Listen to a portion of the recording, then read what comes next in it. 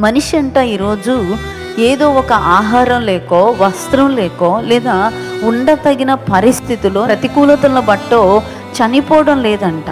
మనిషి కేవలం తన లోపల గూడు కట్టుకుంటున్న భయం వలన త్వరగా చనిపోతున్నాడట. జీవితంలో ఎదురీదడం ప్రారంభించండి. ఈ దోణిలు ఉన్నాయి, కట్టుకున్న దోణిలు, గూడు కట్టుకున్న వలయాలు, కుటుంబ వలయాలు ఏవైతే ఉన్నాయో వాటిని ఛేదించి బయటకు రండి. ఎప్పుడైతే వస్తామో దేవుడు తనదైన శైలిలో మన పట్ల, మన ద్వారా ఒక అద్భుతాన్ని ప్రపంచానికి చూపిస్తాడే దేవుడు. అందుకే ఆనాడు పేతురు అంత గొప్ప ధైర్యంతో అడుగు వేయగలిగాడంటే ఆ కృప దేవుడే అనుగ్రహించాడు. మనకున్న భయాలున్నాయే, ప్రతికూలతలను గురించిన భయాలు, బాధ్యతలను గురించిన భయాలు, ప్రజలను గురించిన భయాలు, శత్రువులు లేదా పరిస్థితులను గురించిన భయాలు. కొన్నిసార్లు ఆందోళనతో కృంగిపోతూ ఉంటాం, భయపడిపోతూ ఉంటాం, చాలాసార్లు ధైర్యం కోల్పోతాం. ఏమైపోతుందా అనిపిస్తుంది. నిజంగా ఇది దాటుకుని అవతలకి వెళ్ళగలమా?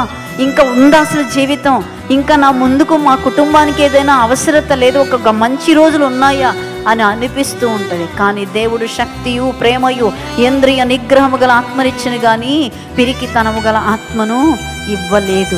ఆయన ఎన్నడూ చేయి విడిచిపెట్టని దేవుడు. ఆయన ఎప్పుడూ చేయి విడిచిపెట్టని శక్తిమంతుడైన దేవుడు.